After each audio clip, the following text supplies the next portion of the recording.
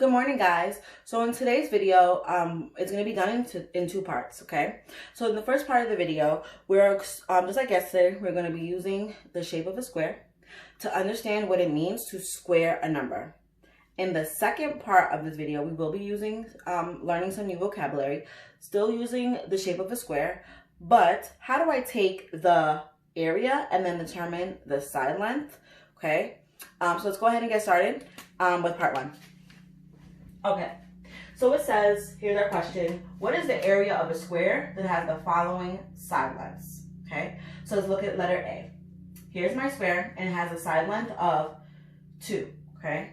I know that in a square, my side lengths are exactly the same, okay? The formula for the area of a square, area is take the length and multiply it by the width, okay? Being that these two numbers are exactly the same, the length is the same as the width, I can write out this expression using an exponent, okay? How can I write the length times the width, which is 2, as an exponent? I can write it as 2 squared, okay? Why is my base 2? The base of this, the base is 2 because the number that I'm multiplying together is 2, and I'm going to multiply it by itself 2 times, okay? So I can write that out as 2 times 2, which is equal to 4, okay? So the area of this square will be 4 because 2 squared is 2, okay? Squared means to multiply the number by itself twice. So whenever you see an exponent of 2, you can also say, what is the square, what is 3 squared? 3 squared is 3 times 3, which is 9. What is 4 squared? 4 squared is 4 times 4, which is 16. Okay, so if I'm multiplying a number by itself, and I have my exponent of 2, it's called square, okay? Like the shape. Okay, let's do one more, but this time a fraction.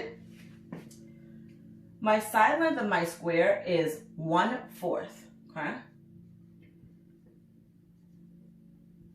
How can I write that out using an exponent? I can write that out as 1/4 to the second power, or 1/4 squared, okay? Let's expand that out.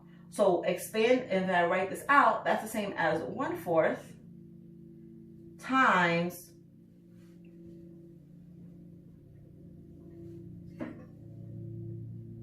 1/4, okay? And I know you may be thinking, wait, hold on. I don't know how to multiply fractions at my calculator. Don't worry, okay? When you're multiplying with fractions, just multiply it straight across. So multiply the top, so the numerator times the numerator, and then the bottom, the denominator by the denominator. So 1 times 1 is 1.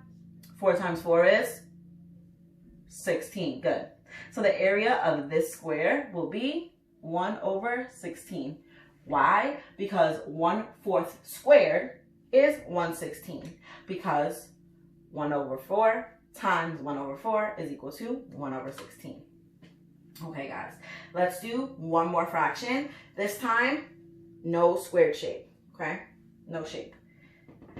But if this is my side length, I still have to, in order to find the area, I still have to square that number, okay? So I can write that out as 8/9 parentheses squared. I'm writing my parentheses because the parentheses is my reminder to myself that, hey, I'm going to square both the top and the bottom of this fraction. If I just wrote this, right, you may say, oh, I'm only squaring my 8, not my 9. No, if you're dealing with a fraction and you're squaring it, you got to square the numerator and the denominator, the top and the bottom, okay? In order to write that expanded, I'm going to write 8/9 times 8/9. My base is 8/9, okay? And I'm multiplying it by itself twice, 1, 2, okay? Now, again, multiplying fractions, multiply straight across. 8 times 8 is 64, good. 9 times 9, 81. Okay, great. Now, for the sake of this video, I am going to write it as a decimal. Why? Because in your classwork today, you are going to see one and you're going to have to write it as a decimal. Okay, so I'm going to show that with you guys. Okay, in my calculator, you can do this 2 ways. You can say, okay, actually 3 ways. You can say, parentheses, 8 divided by 9, close parentheses, find the square button and hit enter. That's one way. You can say 8 over 9 times 8 over 9. That works. You can also go 64 divided by 81. That also works, right? You still get the same number. The number that you should get is 0.79012. Okay, fine. I'm going to stop right there because that's too much. Okay. Now, in your classwork, it is going to say round to the nearest tenth. Okay. Now, the tenth place is 1 space after the decimal point. Okay. So that 0.7. But let's see how we're going to round that. So start at the 7. You look at the right, which is 9. Now, the rule is if it's higher than 5, go up. So 9 is higher than 5. So that tells me to round my 7 up. So I'm going to round it up to a 0.8. Okay.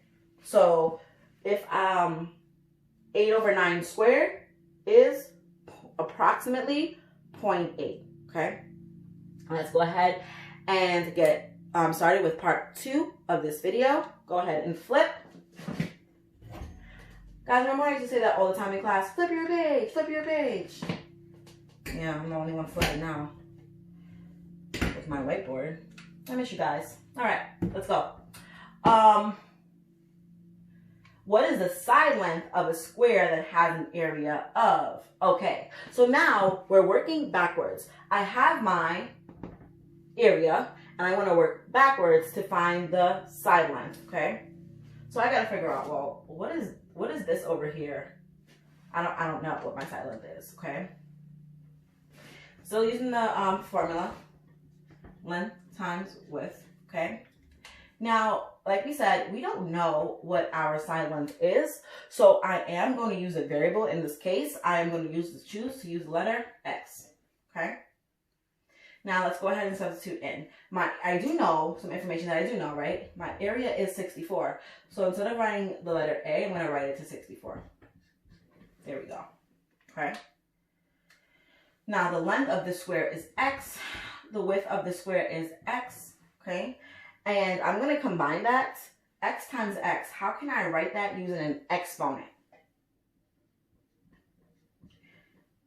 I can write it out as x squared, okay? My base is x. That's the number that's being multiplied. How many times together? Twice, okay?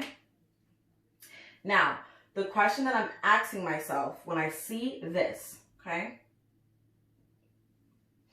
Just like yesterday, our question of the day was, what number times itself is going to give me blank, right? In this case, it's 64. So what number times itself is going to give me 64, okay? Now, remember we talked about yesterday, all the questions, everything in math is a question, right? The question I ask myself when I see this, what number times itself is going to give me 64, okay? And we do have a symbol to represent that question. The symbol that represents that question is called the square root, okay? It's called the square root, and it looks like this. That's what the square root symbol looks like, okay? So you can find the square root of any number. You can say, well, what is the square root of 4? Okay. This question that the symbol is asking you is, what number times itself is going to give you 4? Well, that answer will be 2 because 2 times 2 is 4. So the square root of 4 is 2. Okay? Let's do another one. You can say the square root of 16. What number times itself is going to give you 16? Well, the number is 4 because 4 times 4 equals 16. Okay? So that's what it means to find the square root of the number. You're asking yourself the question, what number times itself is going to give me blank, right? What number times itself is going to give me 4? What number times itself is going to give me 16 or 81, okay? In this case, we got to say, what number times itself is going to give me 64, okay? Before we jump in, I want to talk about one more thing. So, everything in math, all the operations in math have opposites, okay? If I start with 0 and I add 2, I get 2. If I subtract it 2, I get back at 0, right? So addition and subtraction are opposites of each other. Multiplication and division are opposites of each other. The same thing goes for square and square roots. They're opposites of each other. So if I take a number, say like, let's take a number of 7. I can square 7, right? So 7 times 7 is 49. Then I could say, well, take the square root of 49. That's a terrible drawing. I can say, well, let me take the square root of 49. Well, what number ties itself gives you 49? Well, that number is 7. See how I got back right to my same number. So those are opposites of each other. They actually cancel each other out, and that idea is going to help us solve this. All right, let's go. Okay. First step, I'm going to take the square root of both sides because the question that I'm asking myself is, what number times itself is going to give me 64? Okay. And I'm going to find the opposite of my square, which is my square root, right? Just like we would do in any type of equation. So I'm taking the square root of both sides, okay? Why am I taking the square root of both sides? Because when we are doing equations, whatever we do to the one side, we must do it to the other side in order to keep our equation balanced, okay? Now, with our new information, we now know that the square root and squaring a number are opposite, so they cancel each other out. So I'm just left with x. So the square root of 64 equals x, okay? Now, you may know the answer to this question, or maybe you don't, and that's fine. But I'm going to show you how to find the square root symbol on your calculator, okay? So the first thing I want you to do is all the way in the top left, hit the second button. Okay, and then you're going to find the square, so the square symbol, so the little 2, okay? Remember we said how the square root and square are opposites of each other? So it's the same button that we use in the calculator. So in order to find the square root, we hit second and hit the square, and then you will see that symbol pop up. And you can put in your calculator 64, close your parentheses, and hit enter, okay? Or you know your multiplication and your times tables, and you're like, oh, I know that, that's 8. Because 8 times 8 is 64. So that is correct, right? So that means that if we had a square whose area was 64, the side length would be 8 because 8 times 8 is 64, okay? Let's go ahead and do one more, guys. This time, though, what if we don't have a perfect number that we can say, oh, 100. 100 is, that's 10 times 10. Or 64, that's 8 times 8. What if there isn't a number like that, right? Because if we have a number like 3, 3 isn't a number that we can say, oh, well, yeah, there's a number that I can multiply by itself. No, the only way to get 3 is 3 and 1. So there are numbers like that. But we can still find the square root, okay? Let's go ahead.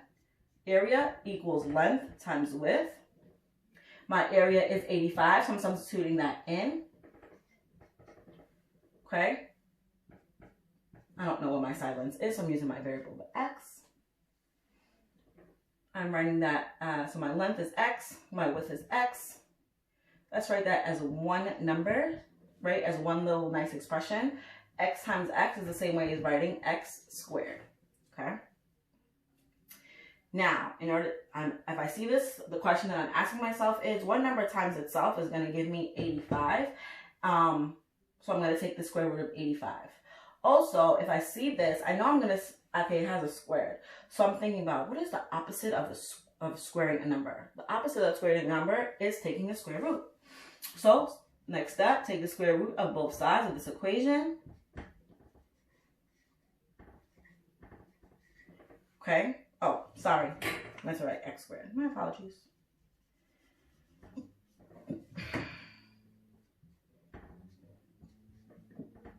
So the square root of 85. I know that taking the square root and squaring that number is opposites of each other, so they cancel out. So I'm left with the letter of x. I'm going to go back into my calculator. Okay. Find my square root button. So second, square. Make sure my square root symbol pops up, and it does. I'm going to enter in 85, close parentheses, and I get my number. Now I have 9.2195, but that's not what I'm going to enter into my Google form for my classwork, right? I'm going to round to the tens place. The tens place, one space after that decimal point, so that's that 2. I'm looking to the next number, which is 1. 1 is less than 5, so that tells me to keep that 2, keep it the same. So I'm left with now 9.2. Okay, so the side length of this square would be 9.2.